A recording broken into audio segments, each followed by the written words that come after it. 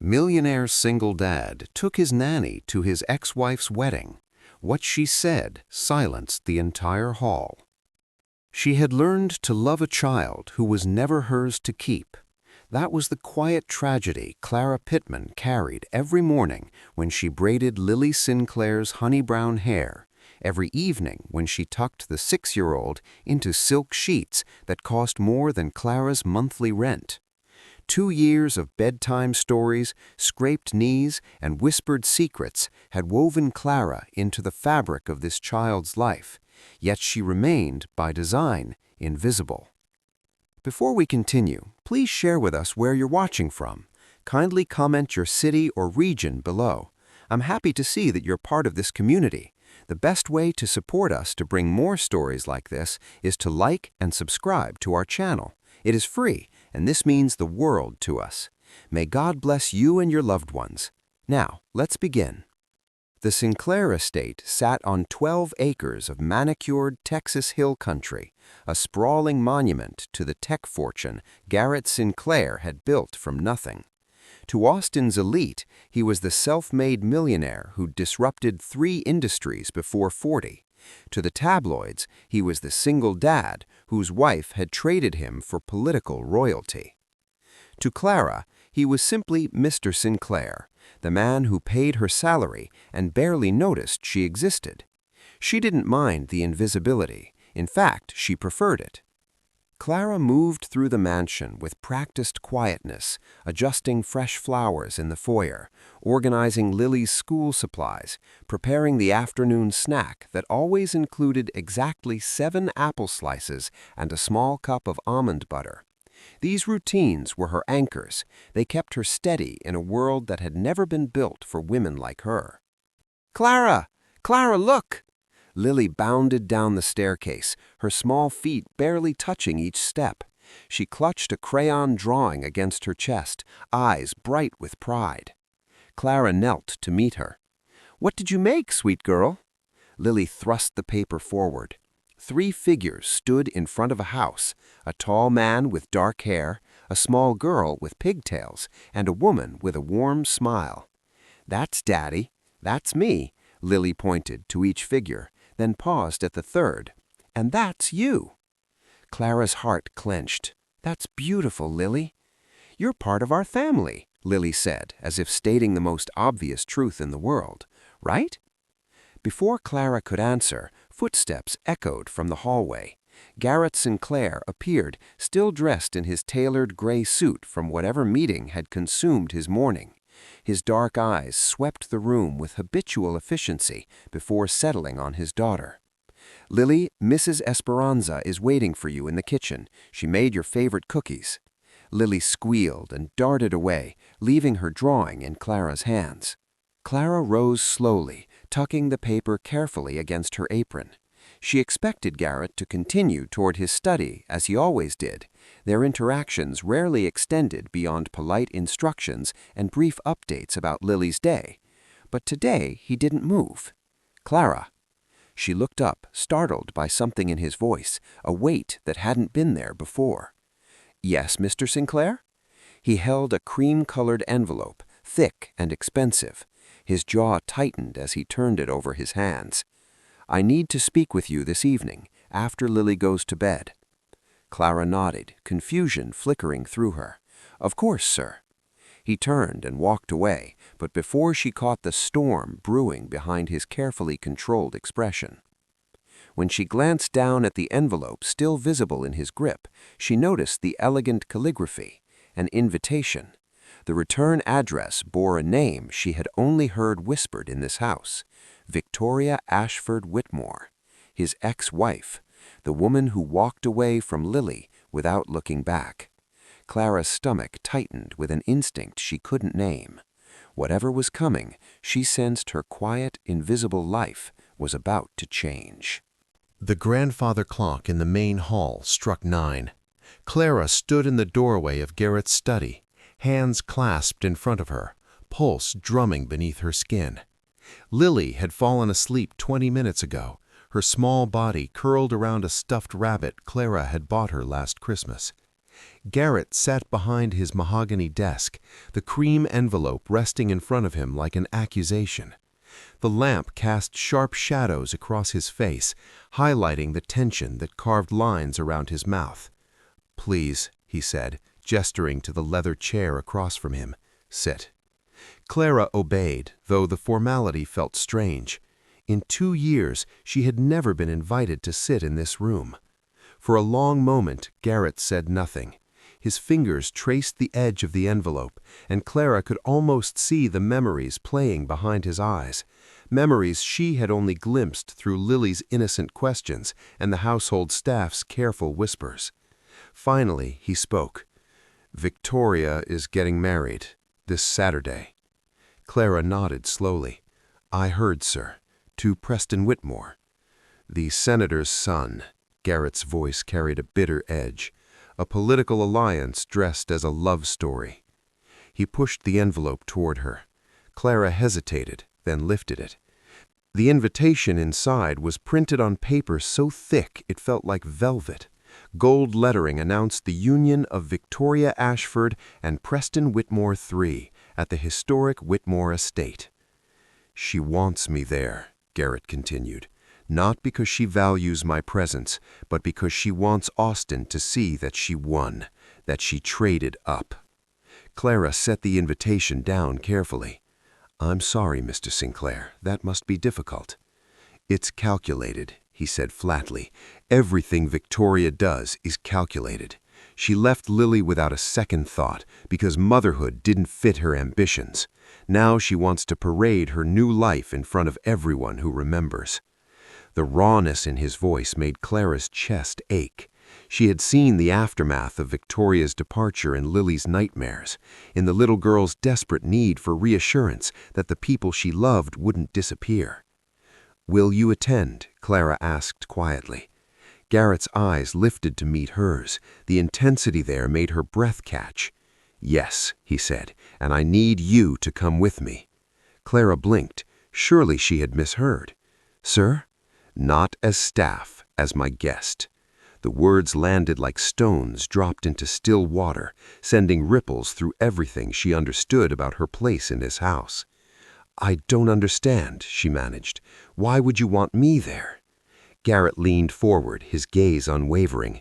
"Because that room will be filled with people who perform for a living, politicians, socialites, old money families who have perfected the art of saying nothing while smiling beautifully.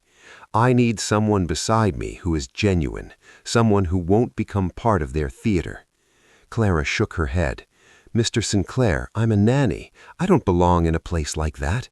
"You belong wherever I invite you," he said, his tone firm but not unkind, "and I'm inviting you."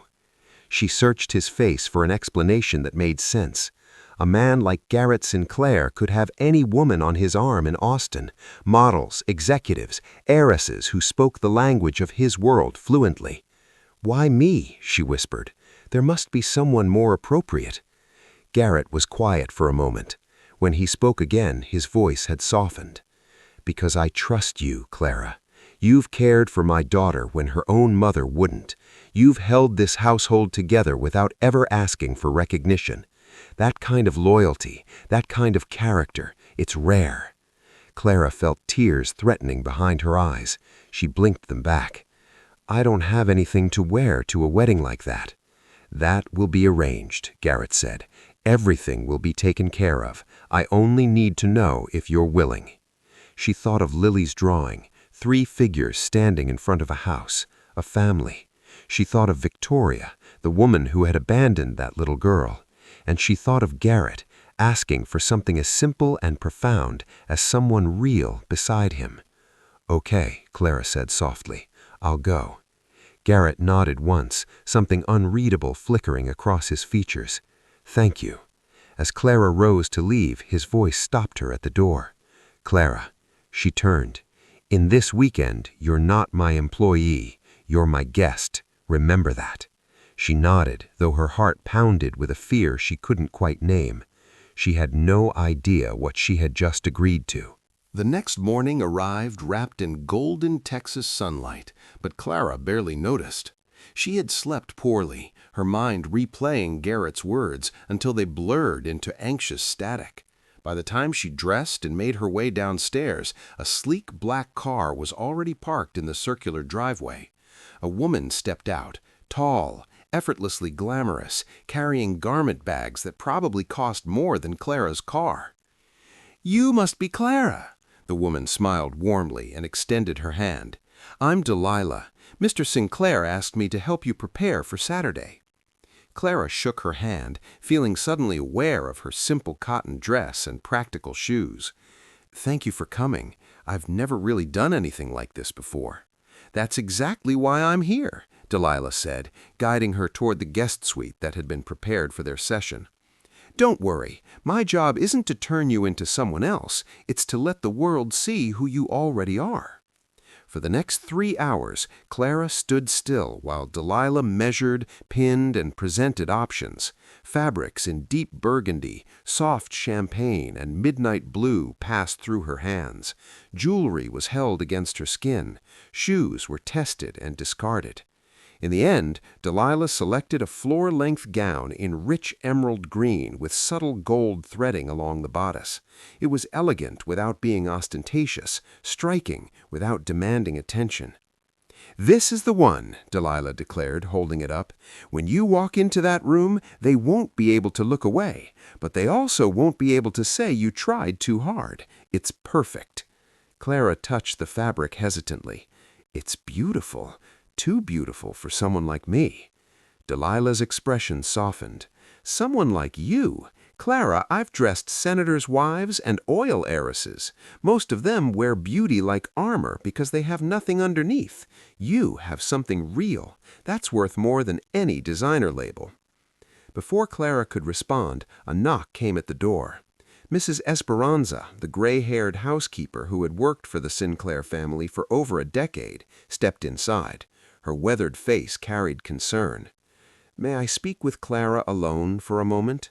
Delilah nodded graciously and slipped out. Mrs. Esperanza closed the door and turned to Clara, her eyes heavy with worry. "You know what you're walking into, yes?" Clara hesitated. "I know it will be uncomfortable." "Uncomfortable?" The older woman shook her head. "That world doesn't do uncomfortable, mija. It does destruction. Victoria Ashford nearly broke Mr. Sinclair when she left. She took his pride, his reputation, and she tried to take his peace. The only thing she couldn't take was Lily, because she didn't want her." The words hit Clara like a cold wind. "These people at that wedding," Mrs. Esperanza continued, "they see someone like you, someone who works with her hands, who comes from nothing, and they will try to make you feel like nothing. That is their sport. That is their entertainment." Clara swallowed. "Then why is he bringing me?" Mrs. Esperanza studied her for a long moment. "Because he sees something in you that they cannot buy." She placed a gentle hand on Clara's cheek. "Hold your head high, mija. You may be a nanny, but you are not small. Don't let them convince you otherwise." "If you were Clara, would you have the courage to walk into that room? Think about it. Drop a comment below." Clara nodded, though her hands trembled. "I'll try." Mrs. Esperanza smiled sadly. "Trying is all any of us can do." That night, Clara hung the emerald gown on her closet door and stared at it until the room grew dark. Tomorrow, she would step into a world designed to destroy people like her. She just hoped she was strong enough to survive it. Saturday arrived like a held breath finally released. Clara woke before dawn, too anxious for sleep. She showered, styled her hair the way Delilah had taught her, and applied makeup with careful, trembling hands. Each step felt like preparation for battle. By 7 o'clock, she stood before her mirror, barely recognizing the woman who stared back. The emerald gown hugged her frame with quiet elegance. The gold threading caught the morning light.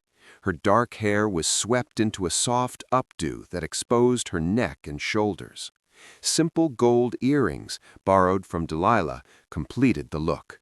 She looked beautiful. She also looked terrified. A soft knock came at her door. Before she could answer, it cracked open and a small face appeared. "Clara?" Lily slipped inside, still wearing her pajamas, her stuffed rabbit clutched against her chest. Her eyes widened. "You look like a princess!" Clara knelt carefully, mindful of the gown. "Thank you, sweet girl." "Where are you going?" Clara hesitated. How do you explain to a 6-year-old that her father is taking the nanny to her absent mother's wedding? "I'm going to a party with your daddy. We'll be back tonight." Lily's face scrunched with thought. "Is Mommy going to be there?" The question pierced Clara's heart. "Yes, baby, but this is about your daddy, not about her, and I'll be there to make sure he's okay." Lily nodded slowly, then wrapped her small arms around Clara. "I love you, Clara." "I love you too, Lily, so much." 20 minutes later, Clara descended the grand staircase. Garrett waited in the foyer, dressed in a perfectly tailored charcoal suit with an emerald pocket square that matched her gown. The coordination was subtle but intentional, Delilah's doing, no doubt. When he saw Clara, he went still. For a long moment, neither spoke. His eyes traveled over her slowly, not with appraisal, but with something deeper. Recognition, perhaps, or wonder. "You look," he paused, searching for words. "You look extraordinary, Clara." Heat rose to her cheeks. "Thank you, Mr. Sinclair." "Garrett," he corrected quietly. "Today, please call me Garrett." The name felt foreign on her tongue, intimate in ways she hadn't prepared for. "Garrett," she repeated softly. He offered his arm. She took it.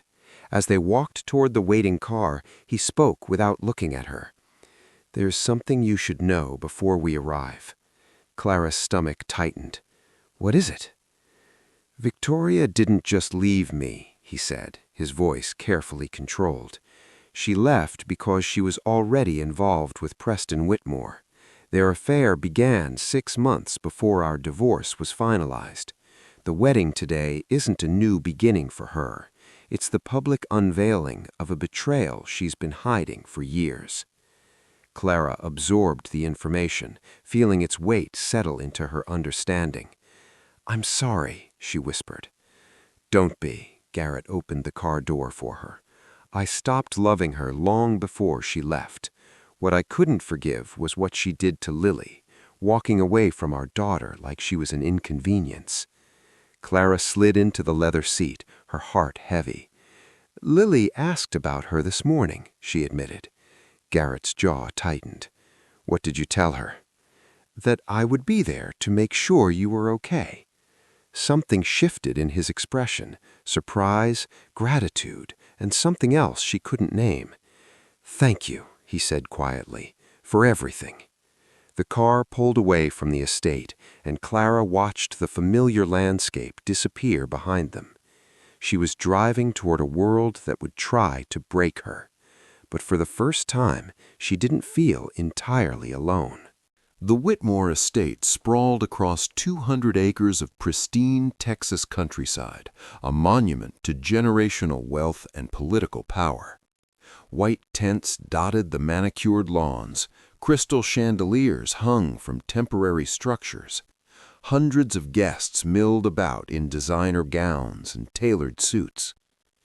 Clara felt her breath catch as the car passed through the iron gates. "This is..." She couldn't find the words. "Excessive," Garrett finished dryly. "That's the Whitmore way. Everything must be a statement." The car rolled to a stop near a valet station. A uniformed attendant opened Clara's door, offering a gloved hand. She accepted it, stepping onto the gravel path with careful grace. Immediately, she felt it. The stares. Conversations faltered mid-sentence, heads turned with practiced subtlety. Women in diamonds and designer labels exchanged glances, their eyes sweeping over Clara with open curiosity. Who is she? The unspoken question hung in the air like humidity. Garrett appeared beside her, offering his arm with steady confidence. When she placed her hand in the crook of his elbow, he leaned close. "Ignore them. They're already threatened by the fact that they don't recognize you." Clara nodded, willing her heartbeat to slow. They walked together across the lawn, their steps synchronized, their posture united. With every passing group, whispers bloomed and died behind them.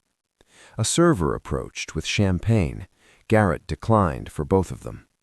"Stay sharp," he said quietly. "We'll need our wits." Before Clara could respond, a voice cut through the crowd.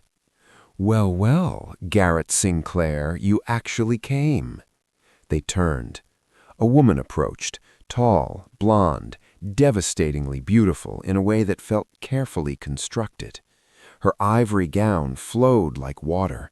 Her smile was perfect and cold. Victoria Ashford Whitmore, the ex-wife, the mother who had walked away. Clara felt Garrett's arm tense beneath her hand. "Victoria," he said evenly, "congratulations on your wedding." Victoria's eyes flickered with amusement. "I wasn't sure you'd accept the invitation. Preston thought it might be too painful for you." "I'm sure Preston thinks many things," Garrett replied calmly. Victoria's gaze slid to Clara, and the temperature seemed to drop. "And who is this?" She tilted her head, studying Clara like an exhibit in a museum. "I don't recognize her from any of the usual circles." "This is Clara. She's my guest." The word hung in the air. Victoria's smile sharpened. "Your guest? How charming." She stepped closer to Clara, close enough that her perfume, something expensive and floral, filled the space between them. "Tell me, Clara, what exactly do you do?" The question was a trap. She could feel its teeth waiting. She lifted her chin slightly, remembering Mrs. Esperanza's words. "You are not small." "I care for Lily," she said simply. Victoria's eyebrows rose. "Ah, you're the nanny." She let the word drip with condescension.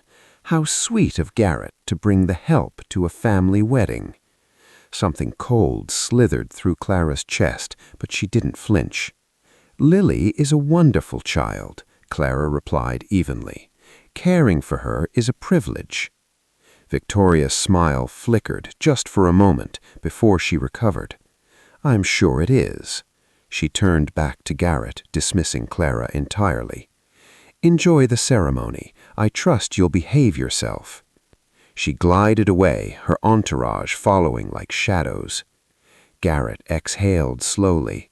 When he spoke, his voice was low. "Are you all right?"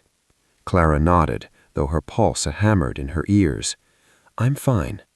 "That was only the beginning," he warned. "She'll find ways to circle back. She always does." Clara looked toward the rows of white chairs being filled with glittering guests, toward the altar where Victoria would soon stand and pledge vows to another man. "I know," she said quietly, "but I didn't come here to hide." Garrett studied her for a moment, something shifting in his expression. Respect, perhaps, or admiration. "No," he agreed. They walked toward their seats, passing through the sea of whispers and narrowed eyes. Clara could feel the weight of judgment pressing against her from every direction. But under Garrett's steady presence, she refused to break. The ceremony was about to begin, and Clara had a feeling the real test was still coming. The string quartet began to play, and 300 guests rose in unison. Clara stood beside Garrett in the reserved section, her heart beating against her ribs like a trapped bird. The ceremony unfolded before her with the precision of a theatrical production, every flower arranged perfectly, every candle flickering on cue, every detail designed to impress. Victoria appeared at the end of the aisle, radiant in a gown that must have cost more than Clara would earn in 5 years. She moved with calculated grace, her smile fixed, her eyes sweeping the crowd for reactions. When her gaze passed over Garrett and Clara, it lingered. The look was brief, barely a second, but Clara felt its sharp edge, a reminder, a warning. You don't belong here. Preston Whitmore waited at the altar, handsome in a cold, polished way. His smile never quite reached his eyes. When Victoria joined him, they looked less like lovers and more like business partners sealing a deal. The minister spoke of love, commitment, and the sacred bond of marriage. Clara tried to focus on the words, but her attention kept drifting to the guests around her. She could feel their stares boring into her back. Whispers floated like smoke. Who is she? Garrett's new flavor of the month? I heard she's the help. Can you imagine? Clara's hands tightened in her lap. She forced herself to breathe slowly, evenly. Garrett leaned toward her, his voice barely audible. Don't react. That's what they want. She nodded, grateful for his steadiness. The ceremony continued. Vows were exchanged, beautiful words that felt hollow in Victoria's practiced delivery. Rings were placed on fingers. The minister pronounced them husband and wife. Applause erupted through the crowd.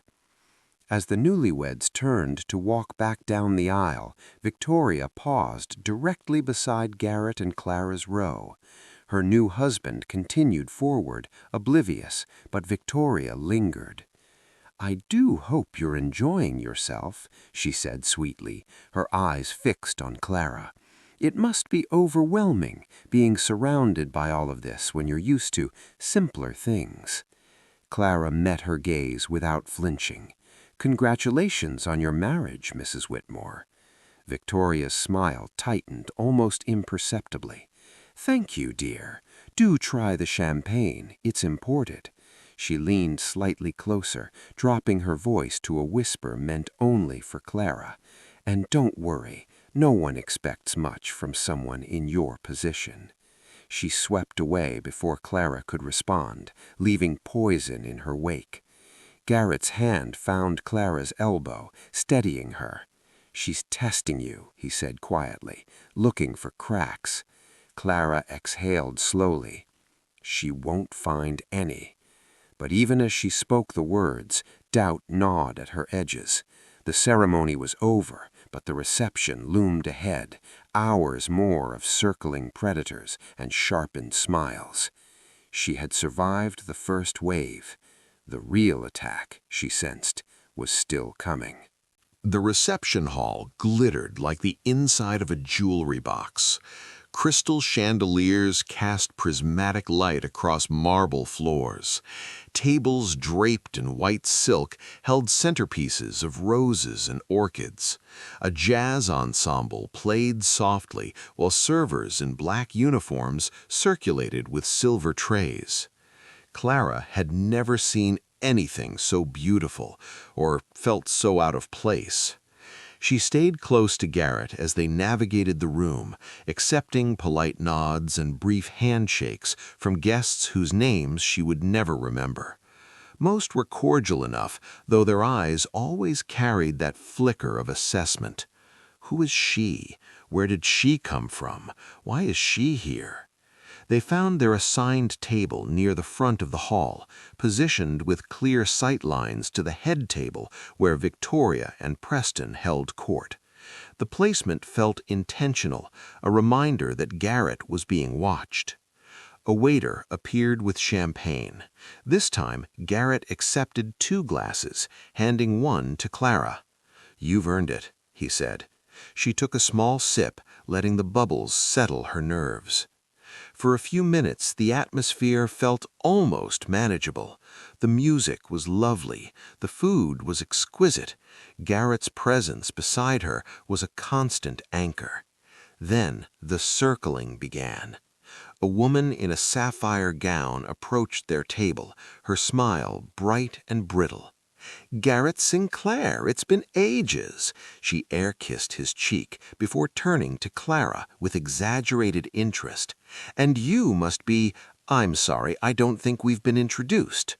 "Clara Pittman," Clara replied politely. "Reyes," the woman tilted her head. "I don't recognize the name. What family are you with?" "I'm not with a family. I'm Garrett's guest."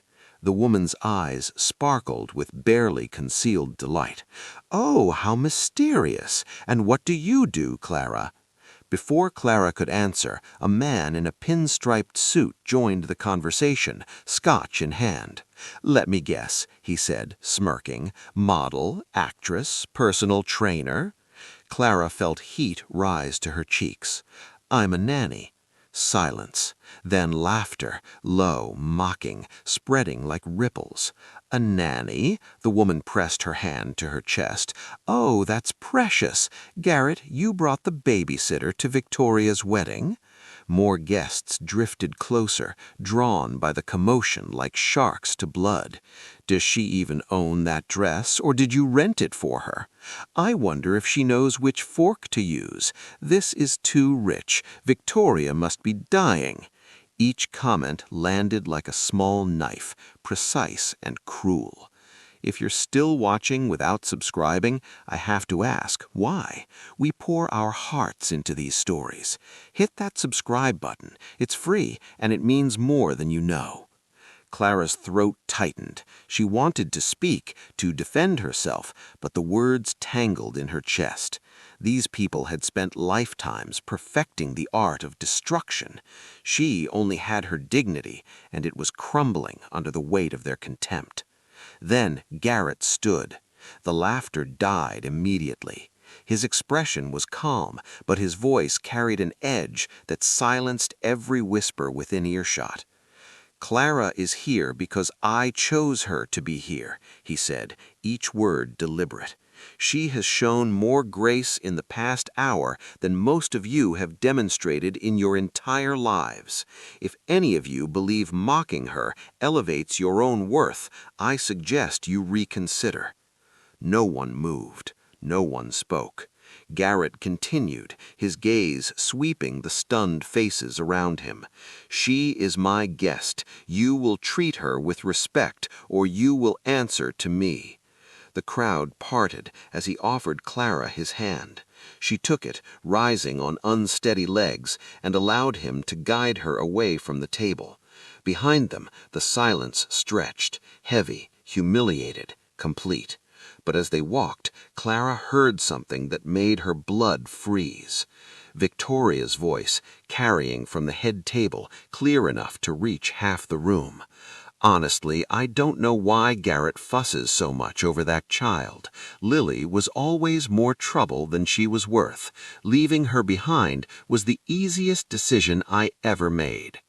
Clara stopped mid-step. Garrett's hand tightened around hers, and something inside Clara, something she had kept carefully controlled all day, finally snapped. The room seemed to narrow around Clara, the noise fading to a dull roar. Victoria's words echoed in her ears, each syllable a blade. Lily was always more trouble than she was worth. Leaving her behind was the easiest decision I ever made. Clara thought of Lily's small arms wrapped around her neck that morning. She thought of the drawing, 3 figures in front of a house. She thought of every nightmare she had soothed, every tear she had wiped, every whispered fear that Mommy left because Lily wasn't good enough. And she thought of this woman, this cold, calculating woman, dismissing that beautiful child as an inconvenience. Something shifted in Clara's chest. Not anger exactly, something deeper, something righteous. She released Garrett's hand. "Clara," he started, but she was already moving. Her heels clicked against the marble floor as she approached the head table. Conversations died in her wake, heads turned. The entire hall seemed to hold its breath. Victoria looked up, amusement flickering in her eyes. "Oh, has the nanny come to say something?" She laughed lightly, glancing at Preston. "This should be entertaining." Clara stopped directly in front of the bride's table.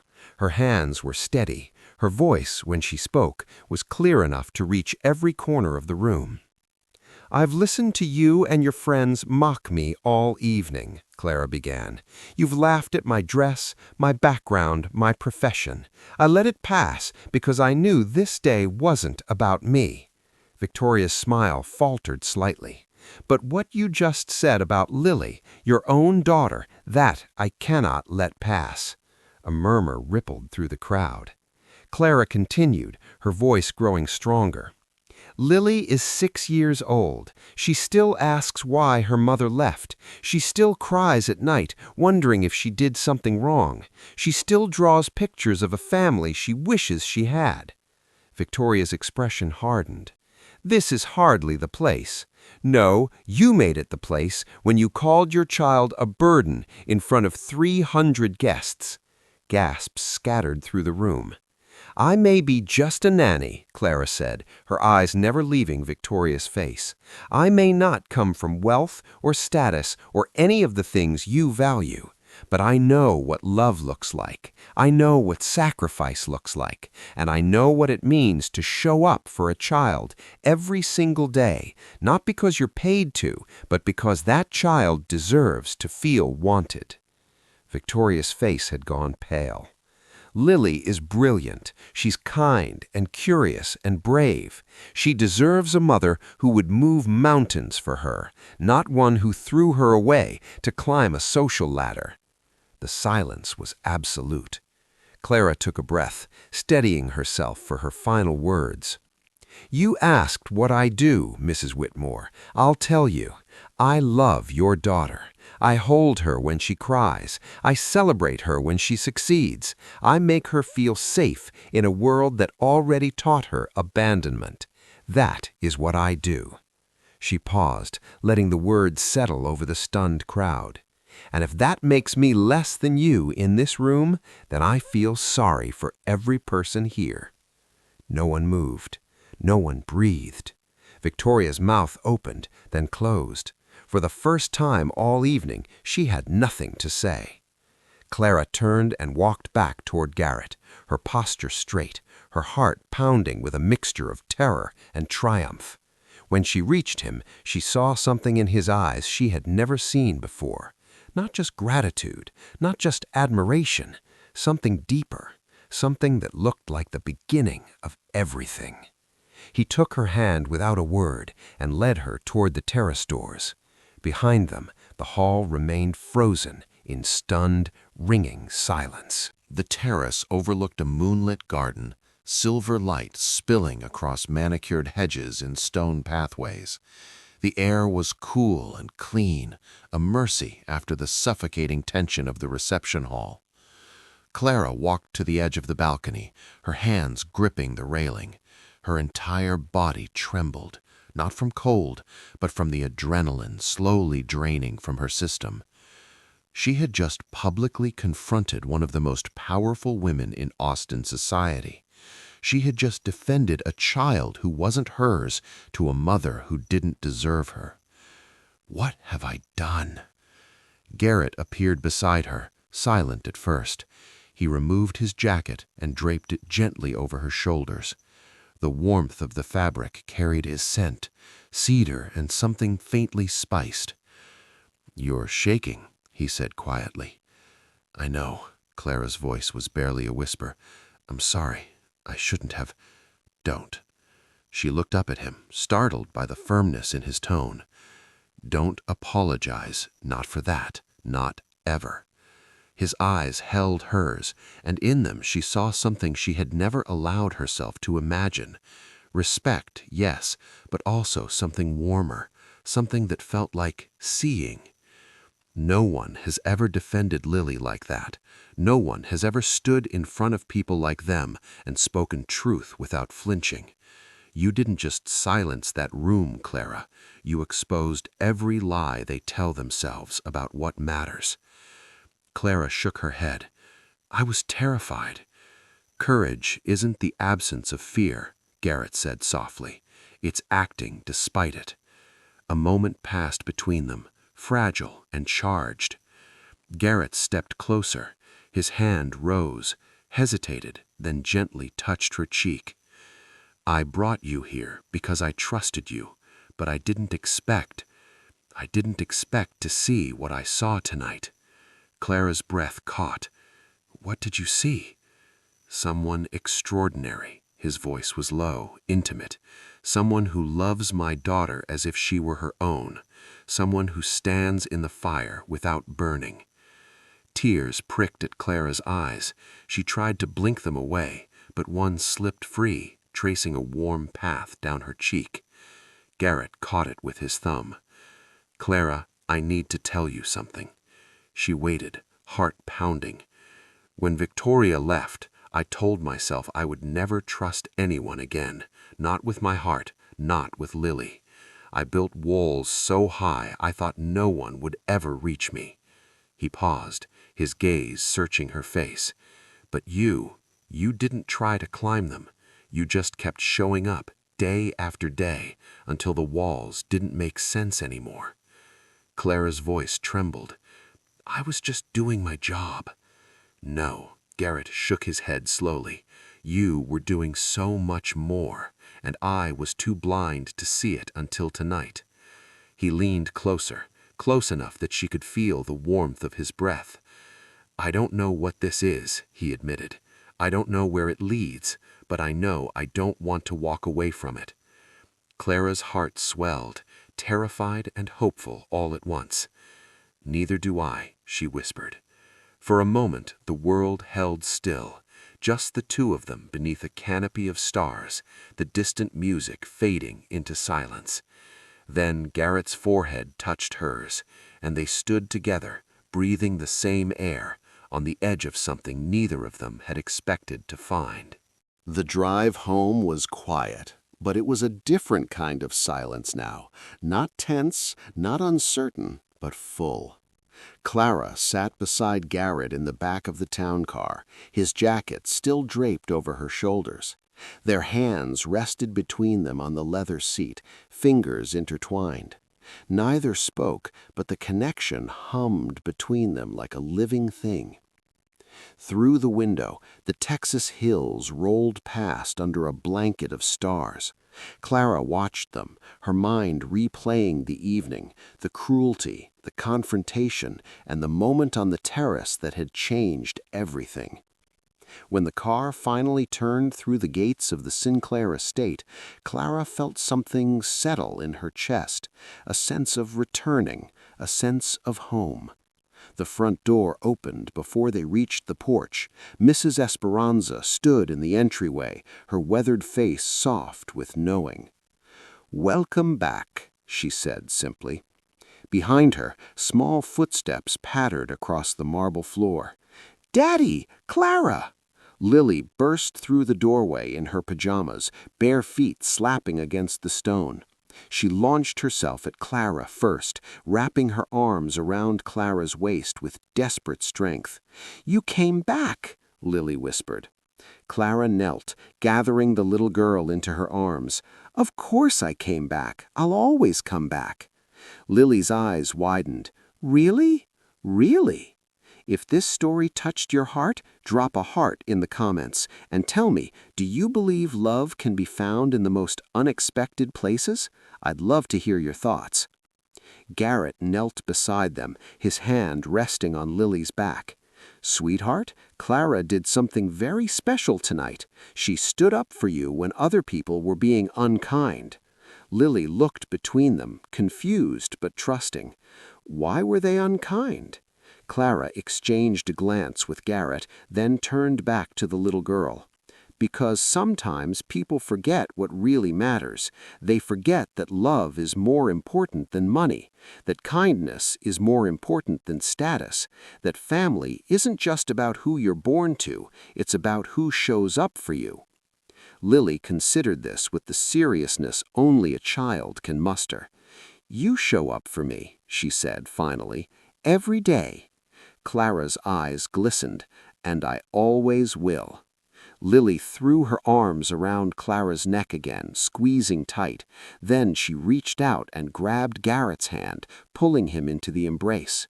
For a moment, the three of them stayed there on the porch, the millionaire single dad, the nanny who had never asked to be seen, and the little girl who had drawn them as a family long before they understood what they were becoming.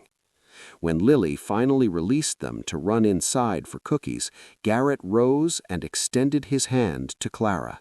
She took it. They stood together under the porch light, the estate quiet around them, the stars still visible above the rolling hills. "So," Garrett said, a hint of a smile playing at his lips, "what happens now?" Clara looked at the house, the home she had tended for 2 years without ever truly feeling she belonged to it. "I don't know," she admitted, "but I think we figure it out together." Garrett's smile widened, genuine, unguarded, the kind of smile she had never seen from him before. "Together," he agreed. He lifted her hand and pressed a gentle kiss to her knuckles, and as they walked through the door, Clara finally understood the truth she had been too afraid to name. She had not simply stood beside Garrett Sinclair. She had become part of something real, and for the first time in her life, she was exactly where she belonged.